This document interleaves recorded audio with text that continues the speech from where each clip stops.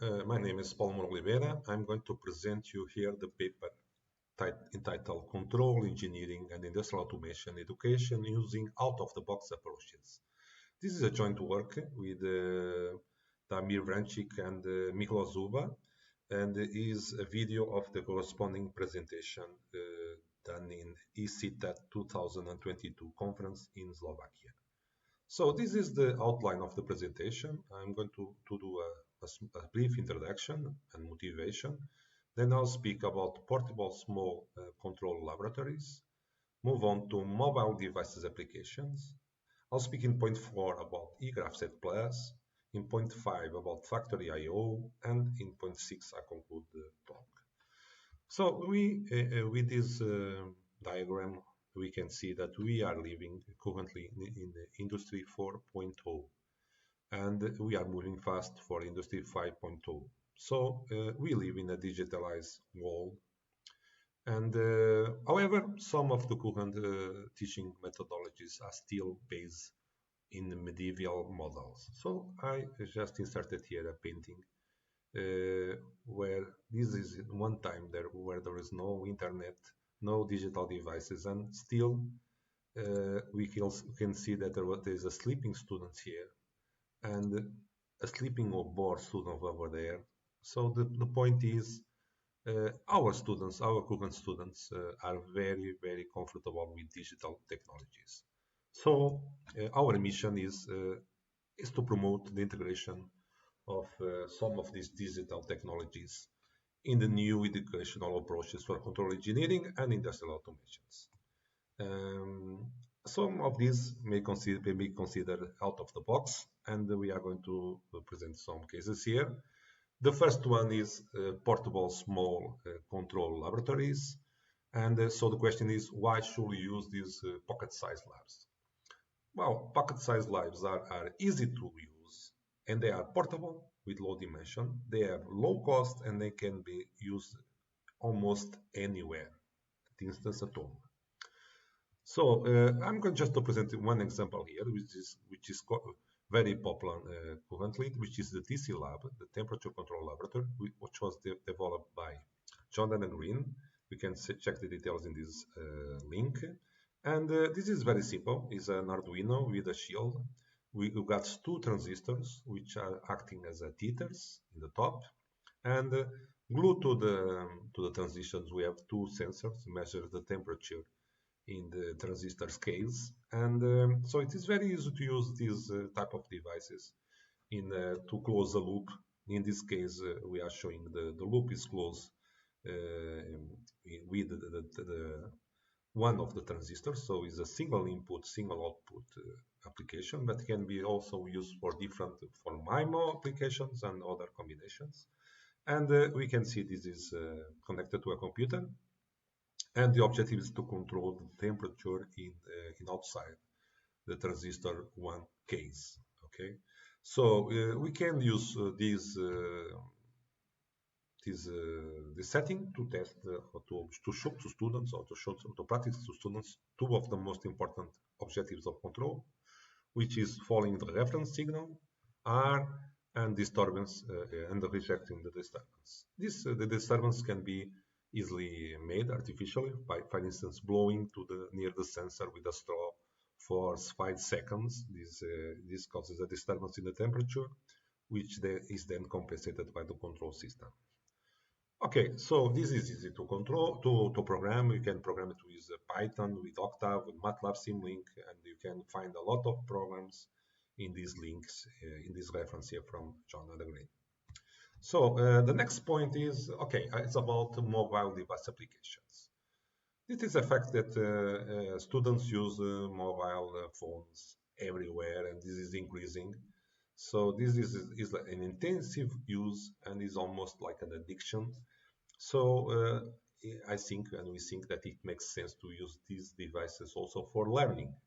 And so one of the questions is, how can a teacher or student with no particular specialized training for doing mobile applications can develop such an application for a mobile phone? And for mobile phones with the Android operating system, MIT App Inventor, which is now MIT App Inventor 2, may be the answer for this question. So I'm going just to show you two examples of some applications that I have done in the for teaching, for instance, timers and counters. This is timers and counters TC application, and we can see here in the left one example. So with one animation where we got a ladder diagram with this type of timer. So we got a switch, and with the switch is activates the input of the timer, and we can select a preset timer and then see what happens to the output of the timer. So this is very didactic for students to see what happens of different conditions. Also with counters. So in this case, we got two buttons acting as two of the inputs of the counter. This is a counter app example. And we can see here that S1 is increments the counter, S2 is connected to the reset of the counter, and so the student has in the application some diagrams where he can replicate and try to understand what is the behavior or simulate the behavior of the counter without the PLC.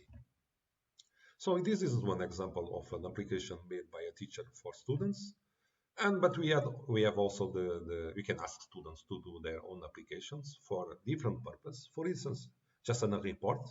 In the left, it was the print screen of the opening screen of an application for the students related to automation and Internet of Things, where he got three buttons, or they are in Portuguese, for connecting to videos, documentation, and a kind of quiz.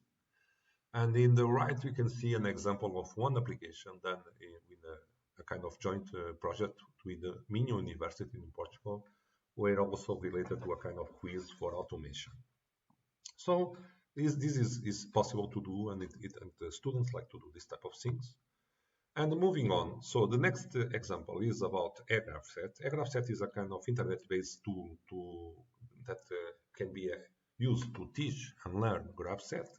It is available online in this link here, and we can do it has different models of GraphSet problems and also notions, and it has some animations with Flash that can be used to so the student can see the inputs and outputs, digital inputs and outputs from the PLC. You can see in this case problems, didactic problems with cars moving, and I can show you really online.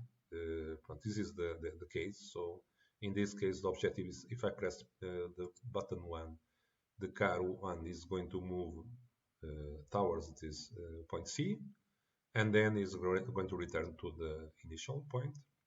So this we got here a kind of shared resource, which is this track between D and C, and if the cars are triggered at the same time, one of those is going to wait until the other one, which got a kind of priority, uses the common track and returns. So this is quite useful. Students can see the model, the GraphSet model, and also relate to the movements of the cars and see the PLC inputs outputs. Okay, so I'm going to try to go back again to it is this one. Okay, so the final technology that we selected to show you is the Factory IO.